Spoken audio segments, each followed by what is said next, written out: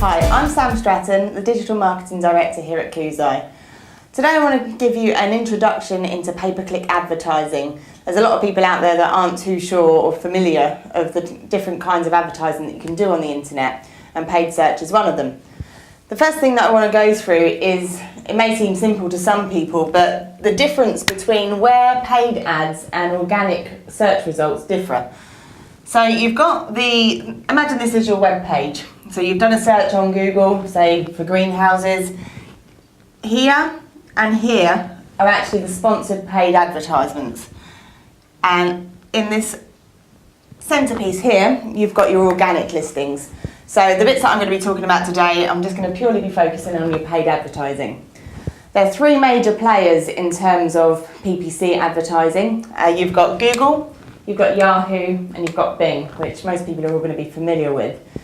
Each of these search engines have got their own platform to run PPC campaigns from. So with Google, you've got Google AdWords, which is going to be by far the most predominant platform and search engine used by paid advertisers. Following this, you've got Yahoo and Bing. They've recently merged together, so all of the search results that you're seeing on Bing and Yahoo are driven by the Bing results. So you've got two sets of results that are exactly the same on two different search engines.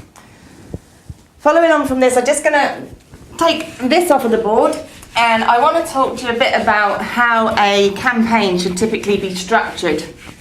We see so many campaigns coming here and PPC accounts coming in that are not set up in a structured and formal way that the campaign's going to work. So getting that right, I think, is key, and one of the fundamental things we want to go through today. So up here, we've got our account. So whether that is with Bing, whether that's with Yahoo, or whether it is with Google, you've got your account here. Below that, you're going to have your campaigns. Now, the best thing to look at a campaign as is if you've got a different service or a different product, you should have a different campaign for each of those. Underneath your campaign, you've then got what's called ad groups. Now, within a campaign, I would expect to see multiple ad groups all containing different keywords. So within here, within the ad groups, we've then got our keywords. Now, the reason that I'm saying to structure a campaign like this is you've got your campaign at the top, ad groups underneath that all contain keywords. You think of an ad group like a house, so you've got all your different keywords as little people that go inside the house. Now, you wouldn't have what you're looking to do, so say if we're taking a chocolate manufacturer who wants to sell chocolate bars online, you might have Twixes, Bounties, Galaxies, Milky Ways, whatever. If you were to have all of those keywords in one ad group, the ad text that you're going to write is never going to be relevant to all three, four of those chocolate bars. So what you're aiming to do is select keywords that are really closely themed with each other and place them within a group. So we've got our keywords. So now let's move on to ad text. Within an ad group, you've got your ad text. Ad text should closely match the keywords that you've got within that ad group. So let's say we're selling Twixes, so the Twix chocolate bar. You're going to be writing if you've got all your Twix variations of keywords in that one group, you can then have ad text that's something along the lines of buy Twixes online, great deals at online prices, Twix bars are delicious, linking through to your Twix page. If you had all your different keywords that were for all different chocolate bars within that one ad group, that ad text is never going to marry up to all of those keywords, and it's never going to be relevant. Moving on from keywords and ad text, so that's all what we've covered so far. The next thing I want to talk about is your negative keywords, which are missed on so many occasions by lots of different campaigns that we've seen. So you've got your negative keywords. These are keywords that should basically counteract anything that you don't want your ads to show for. So there's going to be a lot of people online that might be searching for free chocolate online, free Twixes online.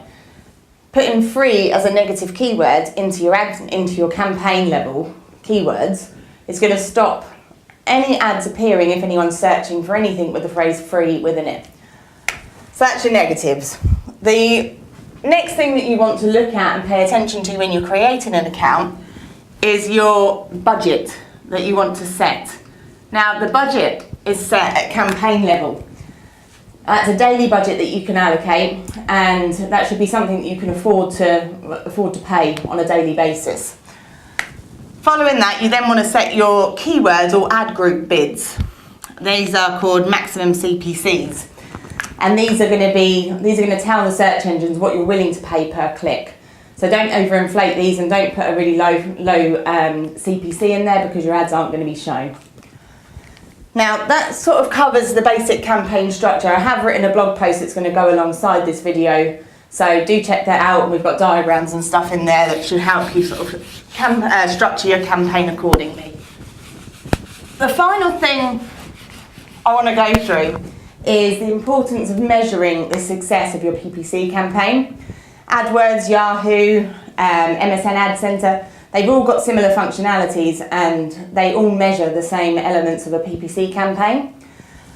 These are your clicks, so how much traffic you're driving on each of your ads and keywords. Impressions, so you've got impressions, and that's how many times your ad is displayed within the search results. You've got your click-through rate, your CTR, which is essentially your clicks divided by your impressions. Anything above 5% is deemed a good click-through rate, so that's something to aim for.